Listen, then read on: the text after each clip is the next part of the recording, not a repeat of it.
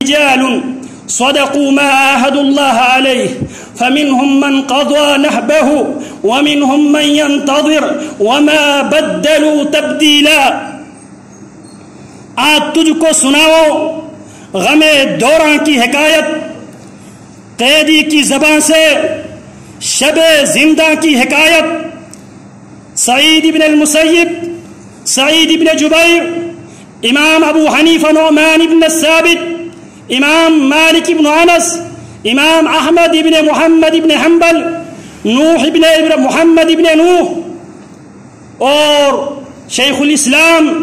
احمد ابن عبد الحلیم ابن عبد السلام ابن تیمیہ، شیخ الاسلام ابن قیم الجوزیہ، اور اسی طرح قیام پاکستان کی تحریک میں مولانا یحییٰ علی، مولانا شوکت علی، مولانا جعفر تھانسری کالا پانی کی قید خانوں میں مالٹا کی اسیری اختیار کرتے ہوئے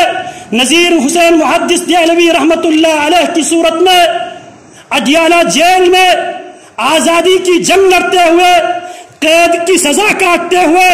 اور ابوالکلام آزاد رحمت اللہ علیہ اجمعین کی صورت میں، محمد ابن عبد الوہاب رحمت اللہ علیہ کی صورت میں، اور صوفی محمد عبداللہ رحمت اللہ علیہ اجمعین سے لے کر حافظ عبدالسلام بن محمد رحمت اللہ علیہ اجمعین تک یہ تاریخ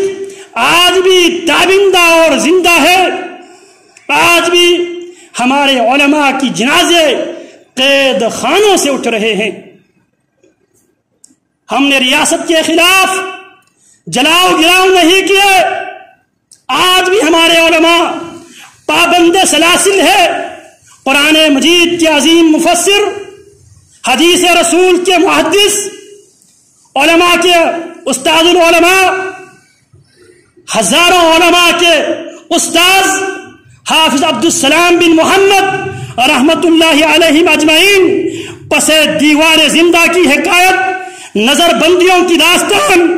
جلاوطنیوں کی تاریخ، زنجیروں کی قید اور سلاخوں سے شہادتوں کی تاریخ آج بھی زندہ و تابندہ ہے۔ آج بھی قید خانے میں وہی سیرت، وہی تاریخ، ما اشبہ اليوم بالباریہ آج اور کل میں مماثلت نظر آتی ہے۔ وقت کے حکمرانوں نے احمد ابن عبد الحلیم ابن عبد السلام ابن تیمیہ رحمت اللہ علیہ کو بھی ناکردہ جرم کے پاداش میں پابند سلاسل کیا، دوران قید 88 بار قرآن مجید کی تلاوت کرتے ہیں۔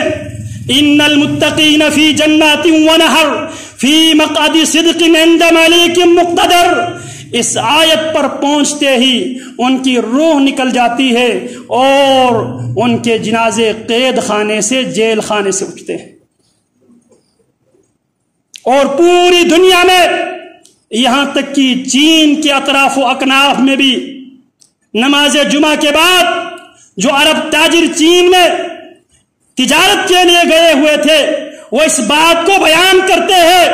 چین کی مسجدوں میں بھی یہ اعلان ہو رہے تھے، الصلاۃ علی ترجمان القرآن، الصلاۃ علی ترجمان القرآن، نماز جمعہ کے بعد